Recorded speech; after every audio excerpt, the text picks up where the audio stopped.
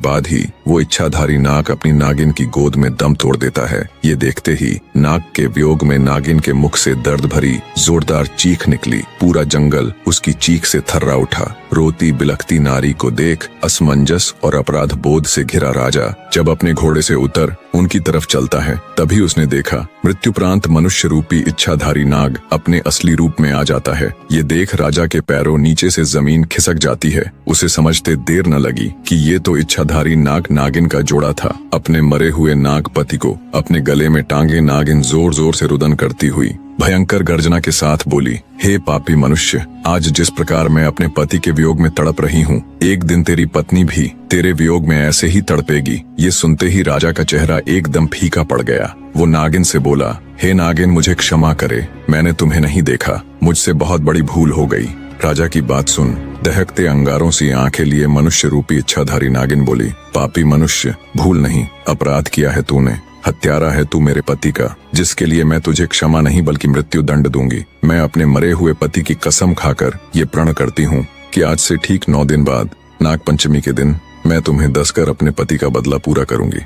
नागिन की बात सुनकर तो जैसे राजा का हृदय फट गया। बेचारा बेबस राजा अत्यंत भरे हृदय से राजमहल की तरफ चल पड़ता है। जब राजा राजमहल गया और रानी ने उसका उतरा हुआ चेहरा देखा तो वो भी उसे देख चिंतित हो उठी। रानी बोली, क्या हुआ महाराज, आप जब से शिकार से वापस आए हैं तब से आपका चेहरा बिल्कुल उतरा हुआ है, ऐसा क्या हुआ महाराज, मुझे बताए। तब राजा रानी के सामने जंगल में हुई पूरी घटना कह सुनाता है। सारी बात सुन रानी भी सन्न रह गई। रानी एक पतिव्रता स्त्री थी। वो बोली, महाराज आप चिंता मत कीजिए, आपको डसने से पहले उस नागिन को मुझे मारना होगा। मेरे रहते मैं आपके ऊपर कोई भी आंच नहीं आने दूंगी। अगले दिन राजा और रानी ने बहुत साधु महात्माओं और विद्वानों से अपनी इस समस्या को साझा किया, पर कहीं से भी उन्हें संतोषजनक हल नहीं मिला। किसी ने कुछ उत्तर दिया तो किसी ने कुछ करने को कहा। इन्हीं सब में 8 दिन गुजर जाते हैं। आज वो 9वां यानी नाग पंचमी का दिन था, जिस दिन वो नागिन राजा को डसने के लिए आने वाली थी। आज इच्छाधारी नागिन के बदले का दिन था। आज वो नागिन राजा को डसकर अपने पति की हत्या का बदला लेने वाली थी। राजमहल में तो जैसे मातम सा पसरा हुआ था।